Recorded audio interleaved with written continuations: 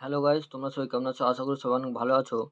এর আগের ভিডিওতে আমি 1 থেকে 8 পর্যন্ত অঙ্ক করে দিয়েছিলাম কোষে দেখি 4 এর। আয়ত ঘন কোষে দেখি 4 ক্লাস 10 এর 1 থেকে 8 পর্যন্ত অঙ্ক করে দিয়েছিলাম। আজকে 9 থেকে অঙ্কগুলো করব। তোমরা সবাই ভালোভাবে মনোযোগ দিয়ে দেখে নাও। তো 9 দাগের অঙ্ক বলছে যে একটি সমকোণী চৌপালের আয়তন বলেছে 432 ঘন সেমি। তাকে সমান আয়তন বিশিষ্ট দুটি ঘনকে পরিণত করা হলে প্রতিটি ঘনকের প্রত্যেক ধারের দৈর্ঘ্য কত হবে হিসাব করে তুলছে। প্রতিটি ঘনকের ধারের দৈর্ঘ্য কত বলেছে হিসাব করে লিখতে বলেছে। তো চলো অঙ্কটা দেখি। তাহলে কি বলেছে যে ধরি ঘনকের বাহুর দৈর্ঘ্য কত হবে, এ সেমি ধরে নিলাম আমি। তাহলে প্রতিটি ঘনকের আয়তন কত হবে? আয়তন কি করব, 2 দিয়ে ভাগ করে দেবো। তাহলে 216 ঘন সেমি পেয়ে গেলাম আয়তন। তাহলে প্রশ্নানুসারে বলেছিল প্রশ্নানুসারে কি চেয়েছিল বলো তো? প্রশ্নানুসারে চেয়েছিল কি ধারের দৈর্ঘ্য কত হবে বলেছে। তাহলে এ কিউব সমান কত পেয়ে যাবো? 216। 216 পাবো। তাহলে এ কিউব সমান কত পেলাম? 6 এর কিউব পেলাম। 216 কে যদি 3 বার 6 দিয়ে গুণ করা হয় তাহলে 216 পেয়ে যাবো। তাহলে এ সমান কত পেয়ে যাবো? 6 পেয়ে যাবো। তাহলে প্রতিটি ধারের দৈর্ঘ্য কত হবে? 6 সেমি। প্রতিটি ধারের দৈর্ঘ্য হবে 6 সেমি। এবার দেখো 10 দাগের অঙ্ক বলেছে যে একটি ঘনকের প্রতিটি বাহুকে 50% কমানো হলো মূল ঘন ও পরিবর্তিত ঘনকের ঘনফলের অনুপাত কিভাবে হিসাব করলে? মূল ঘনকের ঘনফলের অনুপাত হিসাব করতে বলেছে। তো ধরি ঘনকের প্রতিটি বাহুর দৈর্ঘ্য কত? এক্স একক ধরে নিলাম। তাহলে আয়তন কত হবে? এক্স এর কিউব ঘন একক হলো। তাহলে এখন বাহুর দৈর্ঘ্য কত বলেছে? 50% হ্রাস পেয়েছে। ঠিক আছে, হ্রাস পেয়ে গেল। তাহলে এক্স এর 50% হ্রাস পেলো। বাহু তো এক্স ধরেছি আমি, তাহলে এক্স এর 50% হ্রাস। তাহলে এক্স ইন্টু 50/100। তাহলে কি হলো? x/2 একক। তাহলে বাহুর দৈর্ঘ্য বলেছে হ্রাস, তাহলে এক্স থেকে বিয়োগ করলাম। এক্স বিয়োগ x/2 তখন কি পেলাম? x/2 একক এটা পেলাম, যেটা হ্রাস করে পেল। তাহলে ঘনকের আয়তন এখন কত হবে? এই পুরোটার কিউব x/2 এর কিউব পেয়ে যাব। তাহলে x³/8 ঘন একক। তাহলে এবার আয়তনের অনুপাত কি বের করে নেবো এবার। কারণ প্রথমের এটা পেয়েছি আর এখন যেটা পরিবর্তিত হয়ে এটা পেলাম। প্রথম আর পরিবর্তিত হয়ে যেটা পেয়েছি ওটাই বলেছে। তাহলে x³ তাহলে উপরে কিউব x³ কেটে গেল। তাহলে 1:1/8 থাকলো।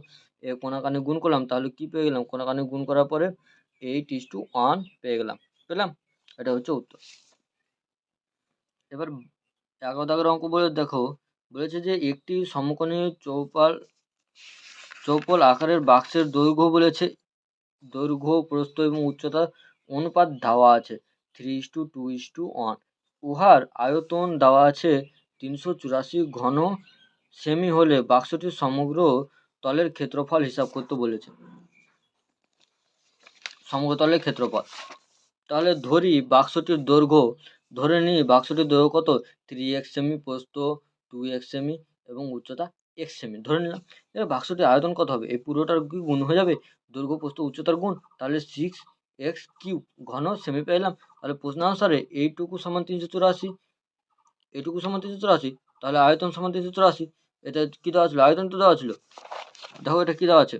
উহার আয়তন দেওয়া আছে। তাহলে আয়তন সমান লিখতে পারলাম এটা প্রশ্নানুসারে।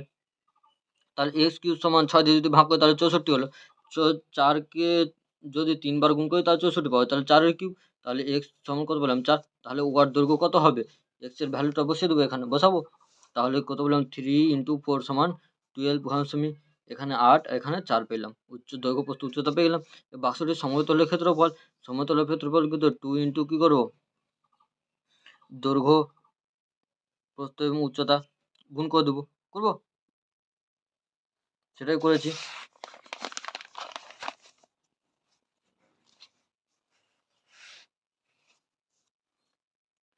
তাহলে সমতলের ক্ষেত্রফল বের করতে হবে। 12 ইন্টু কত পেলাম? 8 প্লাস 8 ইন্টু 4 প্লাস 4 ইন্টু 12। এখান থেকে পেয়েছি, পেলাম এখান থেকে।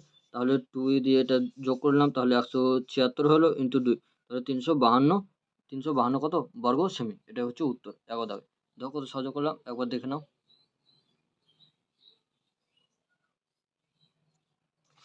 এবার 12 দাগের অঙ্কটা দেখো।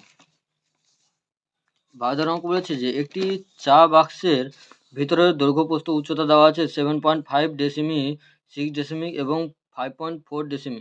তো চা বাক্সটির ভিতরে ওজন দেওয়া হচ্ছে 52 কিগ্রা 350 গ্রাম এবং কিন্তু খালি অবস্থায় বাক্সটির ওজন ছিল 3.75 কিগ্রা হলে 1 ঘন ডেসিমি চায়ের ওজন কত হবে বিচার বিবেচ্য। 1 ঘন ডেসিমিতে চায়ের ওজন কত হিসাব করতে বলেছে। চলো দেখি যে বাক্সের ভিতরের দৈর্ঘ্য কত।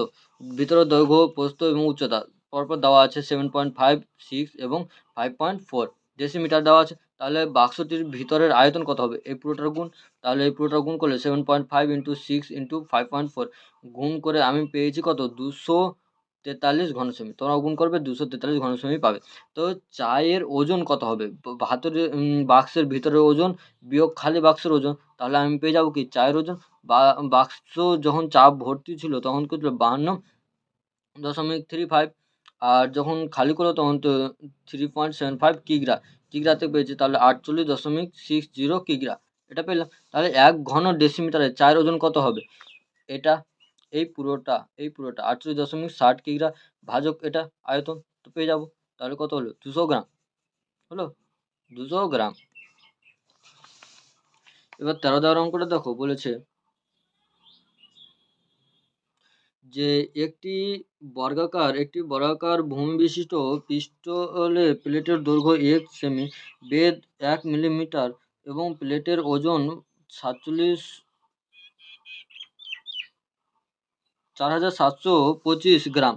যদি 1 ঘন সেমি পিতলের ওজন 8.4 গ্রাম হয় তাহলে এক্স এর মান কত তা লিখতে বলেছে।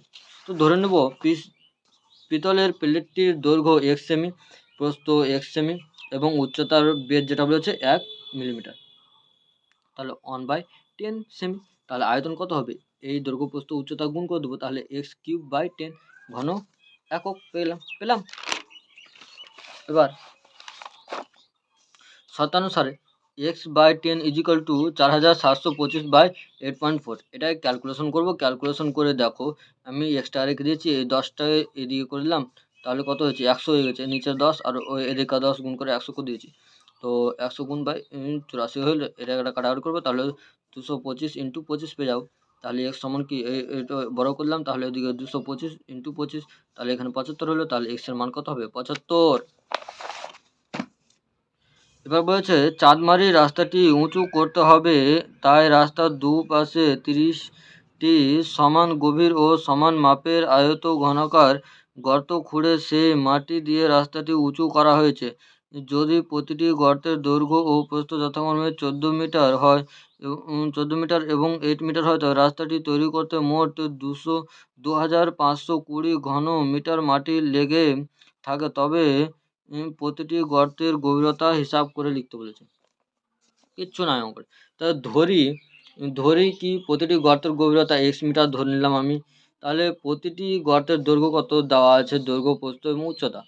তো 14, 8 মিটার এবং উচ্চতা x মিটার দেওয়া আছে।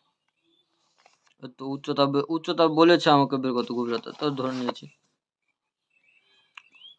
তাহলে প্রতিটি গর্তের আয়তন কত? এই পুরোটা গুণ, তাহলে 30টি গর্তের আয়তন 30 দিয়ে এটাও পুরোটা গুণ, 30 ইন্টু 14 গুণিত 8 গুণিত x ঘন মিটার। তাহলে শর্তানুসারে কী হবে? 30 গুণিত 14 গুণিত 8 গুণিত x সমান কত হবে? 2520। তাহলে x সমান কত হলো? এই পুরোটা চলে আসবে ডান দিকের নিচে, তাহলে 2520/30 গুণিত 14 গুণিত 8। তো এটা কাটাকাটি করে পেলাম 3/4 পেলাম। তাহলে প্রতিটি গর্তের গভীরতা কত পেলাম? 3/4 ইন্টু 100। তো এটা কাটাকাটি হলো 75 সেমি। 75 সেমি পেয়ে গেলাম। তো দেওয়ার অঙ্কটা কত সহজ। আজকের মতন এই পর্যন্ত, আবার দেখা হবে নেক্সট ভিডিওতে। 15 থেকে বাকিগুলো করব।